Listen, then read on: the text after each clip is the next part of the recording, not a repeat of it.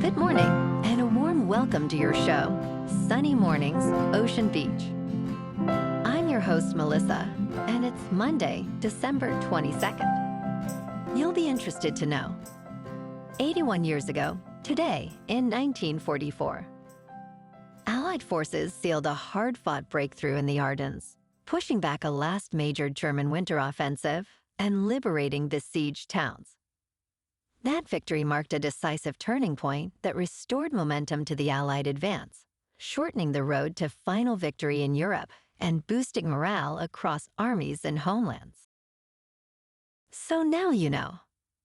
And now, it's time for the Surf Report. Monday at Ocean Beach. This morning it's looking fair with waves at 3 to 4 plus feet. Conditions are clean until around noon, when they shift to fair again. Winds are onshore at 3 to 5 miles per hour, picking up slightly to 6 miles per hour by the afternoon. Best time to ride is at 8 a.m., with a 4-foot incoming mid-tide, when the west-southwest swell is 4.5 feet at 9 seconds, and the onshore wind is 3 miles per hour. The first low tide on Monday will be 3.5 feet at 6 a.m., followed by a 6-foot high tide at noon. The nearshore buoy in San Francisco Bar reads 56 degrees for the water temperature. Expect choppy conditions with wave heights ranging from 4 to 6 feet on Tuesday, as winds pick up to around 28 miles per hour by evening. Wednesday sees a slight drop in size, with fair conditions early, but choppy surf later, ranging from 5 to 8 feet. Thursday brings bigger surf, peaking at 8 to 11 feet, though conditions remain challenging throughout the day. This morning, there's light rain, and it feels like 55 degrees, with 12 mile per hour wind. The sunset will take place at 4:55, and it will rise again tomorrow at 7:23.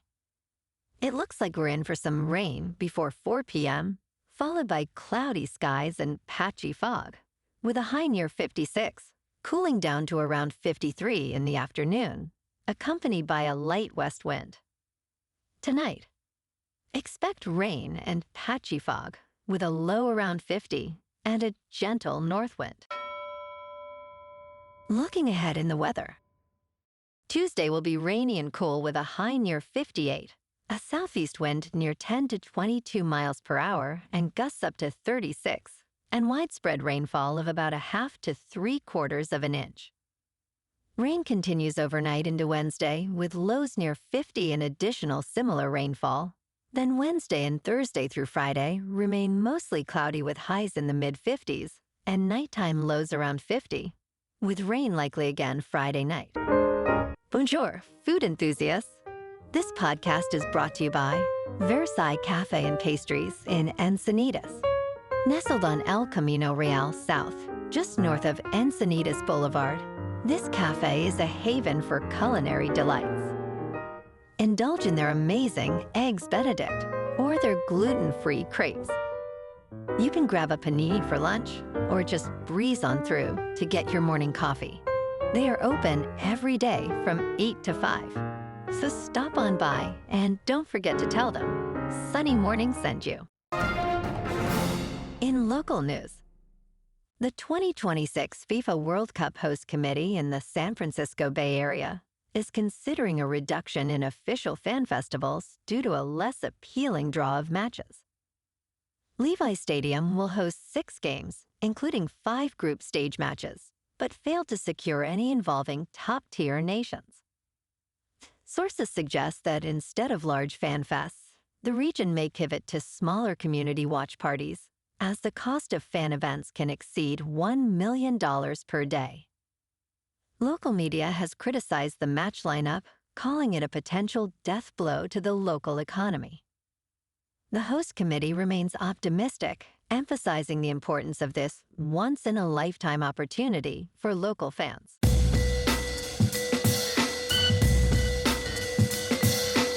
Now on to sports.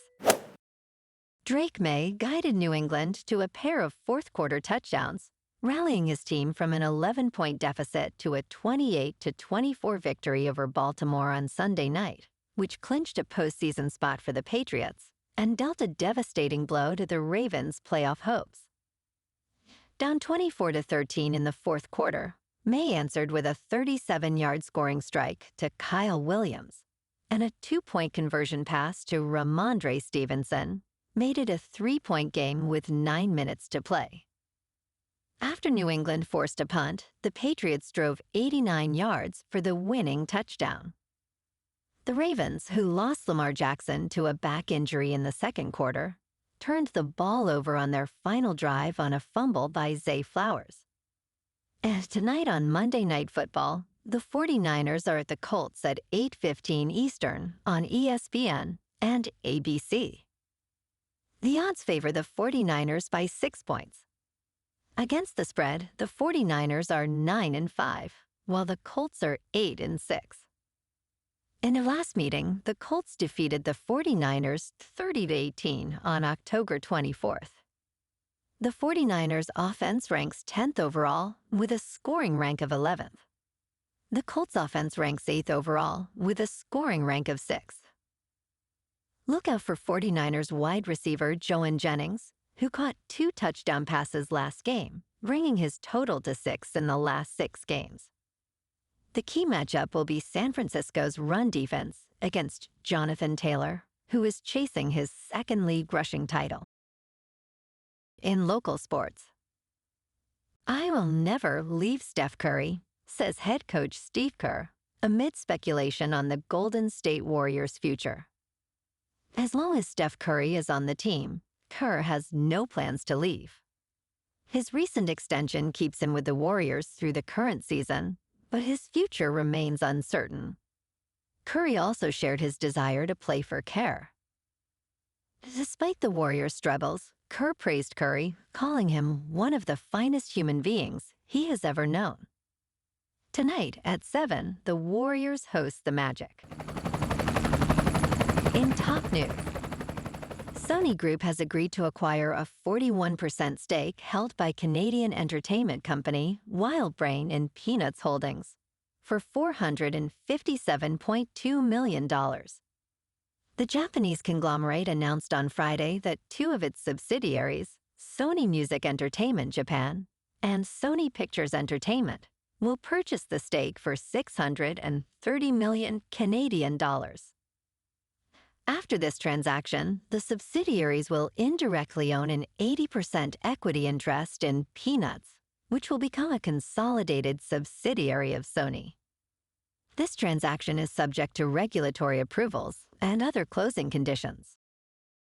In business news, stocks rallied on Friday, capping a mixed week for major averages in the final full trading week of 2025.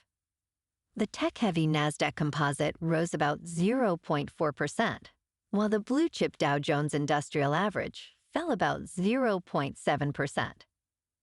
All 3 major indexes will enter the final 7 trading sessions of 2025 within 3% of record highs. Investors will focus on the prospects of a Santa Claus rally and upcoming economic data from the Conference Board. American consumers are entering the holidays with less joy as consumer sentiment remains significantly below last December's levels. Traders are hopeful for a Santa Claus rally despite lingering concerns about valuations. In crypto movement, Bitcoin is up 2% over the weekend to $89,000. Ethereum is up 0.5% to just over $3,000. And XRP is up 0.5% to $1.92. Moving on to a more local vibe. In our community spotlight on health and wellness, we are working with a national Pilates studio to bring you some free classes, so listen up. Check out Club Pilates, with several locations in the San Diego area. Pilates presents a comprehensive wellness approach, cultivating strength, reducing tension, and elevating mental well-being. Scientific research affirms its benefits. So now you can check out Club Pilates for a free class. with locations in Encinitas, Solana Beach, Oceanside, La Jolla, and more. Just be sure to tell them Sunny Morning sent you by. And now, back to the show. Let's talk tech. Google has filed a lawsuit against SERP API, a company that offers tools to scrape content on the web, including Google's search results. SERP API is accused of violating the Copyright Act by using deceptive means to automatically access and take Google's search results at an astonishing scale. Google argues that its search results include a substantial amount of copyrighted content, including images. It alleges that SERP API undermines its investment in licenses by making the content available to other services that need not incur similar costs. Google asks the court to order SERP API to stop circumventing its restrictions against scraping. And in entertainment news, Avatar: Fire and Ash sets the box office ablaze with a scorching $345 million global premiere. The success of James Cameron's fantasy threequel marks the 5th major weekend in a row at the domestic box office. Despite a downturn from Avatar: The Way of Water, each entry in the franchise has proven an enduring success, racking up hundreds of millions. New premieres occupied the leading spots, including the animated Christian film David, the erotic thriller The Housemaid, and the comical family film The SpongeBob Movie, Search for SquarePants. Cameron's franchise has now earned over $5.6 billion globally, breaking every record for profitability. Well, alrighty folks, it's time for the quote of the day. And today, our quote comes from the American economist and author, Milton Friedman. And he said, "Only a crisis, actual or perceived, produces real change. When that crisis occurs, the actions that are taken depend on the ideas that are lying around." And that's a wrap for this morning. You can check out our Instagram, YouTube, and TikTok for some captivating aerial videos with local news and the surf reports. Have an amazing day, my good friends. We'll see you tomorrow with another episode of Sunny Mornings, Ocean Beach.